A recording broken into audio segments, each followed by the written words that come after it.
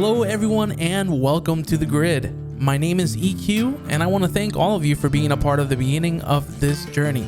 This is my very first YouTube video and I'm happy to say that it will be the first episode of an in-depth series where we go over everything that the cycle has to offer. And I will be your guide, a Sherpa if you will, through the dangerous surface of Fortuna 3.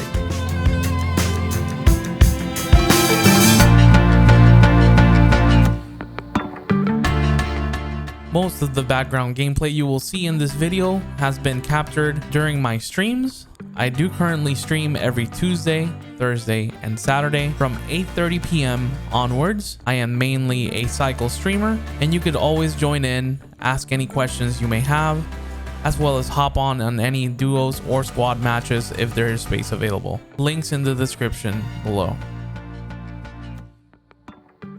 I've been having an absolute blast playing the cycle.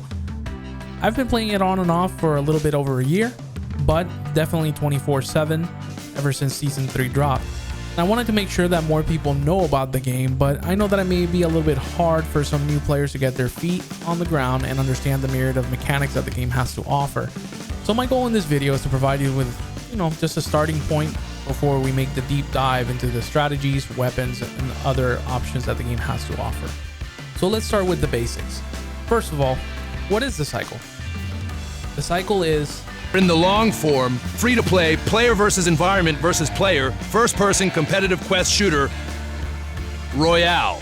As the announcer has graciously put it, the cycle is primarily a quest shooter. Meaning that unlike typical battle royales, your goal is not to kill other players, but to complete quests, or contracts as they're called in the game. The more contracts that you complete, the more points that you earn, also referred to as VPs. Each match will give you about 20 minutes to complete as many contracts as you can. The solo player or team that safely evacuates the planet with the most points at the end of the game is declared the winner.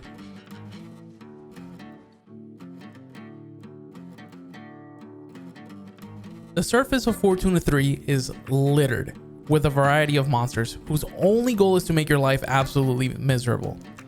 On top of that, all of the other players and teams in the game are trying to achieve the same goals and complete the exact same contracts that you are, so you better be prepared for some high intensity combat. Now that we got all of that out of the way though, let's go ahead and go over some of the maps, weapons, contracts, and monsters that you will find. Once you launch your game, you'll find yourself in the Prospector Station. Now, the station is the main social hub for the cycle. Here you'll be able to accept missions over at the Lucky Leaf Man, as well as be able to view your daily and weekly challenges.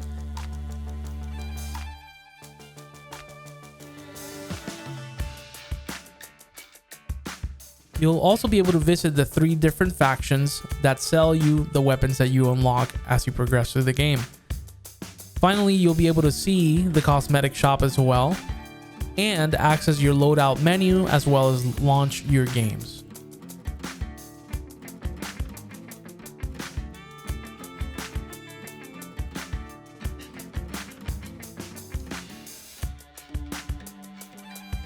Now let's take a quick look at your loadout. Your loadout is divided into 2 separate sections: the starting gear and the gear store supplies. The starting gear, as the name implies, will be the only 2 things available to you whenever you start any match. These 2 things include the pistol and the suit that you have equipped. Killing monsters, eliminating enemy players, and completing contracts will award you with cash that you'll be able to use to purchase any of the weapons, abilities, or vehicles that are located in the gear store supply section of your loadout. Take some time to look through all of the options available to you on the loadout screen, so that way you're able to customize your loadout to fit whatever playstyle you're more comfortable with. Are you more support and PvE focused? Then switch over to a Scarab with some face repeater and chain reaction to clear mobs a lot quicker. If that's not your cup of tea and you want to be more PvP focused and be all up in people's faces, then definitely a Bulldog shotgun pistol will be the best way to go. The same concept applies to your suit. You want to be a little bit more mobile at the cost of a little bit of your health, then the Ani Quick Suit will probably be for you. If you want to tank through damage, the Boxer Warsuit is definitely your top pick, but please keep in mind that you will be a lot slower. Currently, there are 3 different game modes available. You have solos, where you and 20 other players queue up to see who's the ultimate prospector. You can pact in solos, which is forming an alliance with another solo player, but this will be at the cost of your shield, so be careful as your life is constantly in peril. Duos is where you and a buddy duke it out against 10 other teams of 2 to see who's winning the crypto and splitting the profits 50-50. Lastly, there are squads, where you and 3 other prospectors team up to go against 4 other teams to see who comes out victorious. Once you're queued up, you will be placed in a lobby where you and your team will be able to select which faction they'll be pledging allegiance to and earning experience for. You will also see which contracts and what map has been selected, so start planning right away. Currently, there are 2 maps available: Bright Sands Cape and Crescent Falls. These maps are selected randomly, along with 4 main contracts that you can focus on and the possibility of additional world events that will award you with additional VP. Let's briefly go over the main contracts you will encounter. The most common contract you'll find around the world of Fortuna will be the Veltocide Crystals. It is the only contract that you will always see in every single match, no matter what. All you need to do is walk up to any of these crystals that you will find scattered all over the map, and interact with one of them to start the encounter. Once it is started, a drill will spawn and begin extracting the mineral. Please keep in mind that once the drill has started, monsters will begin to spawn in waves. These monsters will attack not only you, but also the drill and try to damage it. If the drill takes too much damage, it will break and you will need to restart the encounter. Veltocide crystals come in different sizes, and the size depicts the difficulty of the mobs that will spawn. Please be careful, as you can easily be overwhelmed. The next 2 contracts I group together because they are what I call passive income contracts. They provide you with points, cash, and VP throughout the match the longer you hold these. The first contract that requires the least amount of effort is the Lithium Gas. Lithium gas vents will be located throughout the maps in Fortuna, and you are able to go over them, interact with them, and spawn a gas refiner that will start collecting this gas for you. The longer that you hold these refiners, the more points that they will give you. Now please keep in mind that other prospectors that come across these refiners can steal them from you.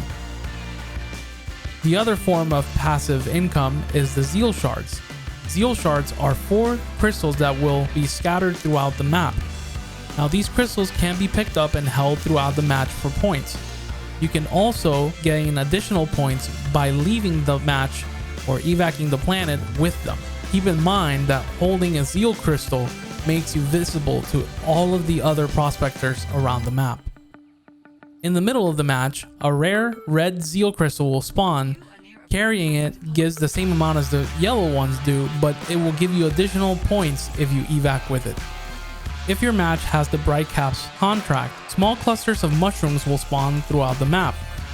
They are marked, and you will be able to go to their locations and collect the mushrooms. Then you have to deliver them to the marked delivery locations. If you accumulate enough delivered mushrooms, you get rewarded. Please keep in mind that the cluster of mushrooms may have ticks that are attracted to them, and they are dangerous. The drone salvage contract will have you going to marked locations where you'll be able to pick up smaller drones to put into a carrier drone to rescue them before they get destroyed by the local wildlife. Points are awarded depending on how much health the drones have left when the carrier drone takes off. Please keep in mind that while the drones are getting ready to launch, mobs of monsters will continue to spawn, and you will have to protect the drones from being destroyed. Also, other prospectors can destroy your drones, and they will get the spoils.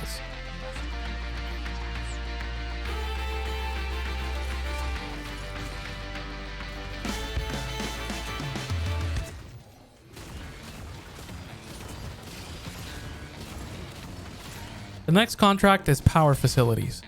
Power Facilities will be old facilities in the planet that will be scattered throughout the map. You will have to go to each one and uncover and activate the 3 peripheral terminals that control the power station. Then you activate the power station itself to collect your points. If enough power facilities on the planet are activated, there will be a world event called the Central Power, but this will be going more in depth later on.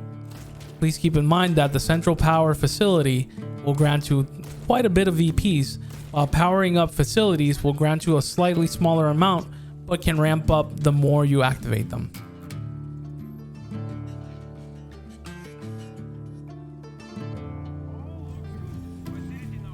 If your match includes the Hunt contract, mutated creatures will spawn throughout the map. These creatures will spawn in an area marked in orange in your map, and they will be noticeably different colors. After you kill them, they drop biomass, which you can collect, and after accumulating enough biomass, the quest will be complete. If enough biomass is collected by all of the players throughout the match, the Alpha Warden will spawn. This is another world event, which we will go more in depth on a different video. The last 2 contracts are King of the Hill style contracts, where you have to hold a certain location for an extended period of time and protect it from other incoming players. The first one is the uplink. There will be 3 uplinks around the map. You have to capture whichever one is active and hold it for as long as you can. Other prospectors can come in and steal your uplink at any moment, so please be wary of this. The longer that you hold the uplink, the more points that you will be awarded. So please keep in mind that this uplink can only be held for a certain amount of time. After that, it deactivates and the next uplink will come up. Lastly, we have the laser drill. The laser drill is a massive platform that visits 3 spots throughout the map. It stays in those spots for a while. During the stay, you can actually activate the drills, so that way it starts drilling and gaining new points. There will be mobs that start spawning and try to attack the core of the drill, hindering your progress. Other prospectors can also come in and steal your drill, or they can aid the monsters and damage the core enough to cause a blowout. Either way, be ready to protect it with your life. The last contract that we want to talk about today is the Mag Train, which is a brand new contract that was released with Season 3. For this contract, 2 trains will spawn on opposite sides of the map. Head to one of those trains once it finishes loading all of its cargo, activate it, and once it is active, the train will start moving towards the center unloading areas. You will be gaining points for however long you control the train. You will gain additional bonus points if you keep the train while it fully unloads its cargo. Please remember that, as with other contracts, all other prospectors around the area will be trying to hijack your train. And hijacking your train means that they will also be hijacking all possible VP points you would have gained from that contract. Complete as many of these contracts as you possibly can before the time runs out. Once you see that your score is far ahead from everybody else's and you feel like nobody else can catch up to you, you can go ahead and communicate with your team that you want to start heading to the evac platform. The monsters on the evac platform also have to be cleared. If these monsters are not cleared, the ship cannot land and you cannot leave the planet. Make sure you clear the platform, as these monsters will also provide you with additional VPs before you leave the planet. If you have some time available and the ship has already landed, you may stick around to try to stop other prospectors from leaving the planet. Please keep in mind that if you're playing solos and you are fully foamed or eliminated from the match, you will not receive any of the VPs that you have acquired throughout this match. The same applies for duos and squads. At least one member of the team has to safely evacuate from the planet in order for the points to be fully awarded to that team. If none of the members survive, then none of the points are given, and you will be placed among the last teams. Successfully completing a match will award you with crypto, which is the in-game currency that can be used to purchase new weapons or upgrades from within each of the factions. So make sure that after every couple of matches, you go ahead and return to the station, so that way you can view how much crypto you have and go ahead and start upgrading your loadout. I completely understand that this has been a large amount of information for you to process right now, especially if you're a brand new player, but this is exactly why this series is being made. like I mentioned, this will be a series of multiple episodes going in depth into each intricacy of the game. And trust me, the game has so many different mechanics that you might get lost because the game does not really explain it to you, but I will. So I really appreciate you sticking by for this short introduction, and I say short in quotations when this video is probably around 15-16 minutes long. But I do want to thank you for stopping by. Make sure that if you found this video informative, you go ahead and click like and subscribe down below. Share the video to any of your community members if you're a streamer or content creator, or also to any friends that you may want to get into the game, so that way they have a nice little starting point as to what the game actually entails. Like I mentioned, just stick around for the next few episodes where we will go in depth into each and every single contract, as well as the mechanics for each of the different monsters that come up, and later on some weapon in depths as well. Thank you so much for stopping. Again, this is EQ, this is The Grid, and welcome to Fortuna 3, Prospector. I'll see you on the surface.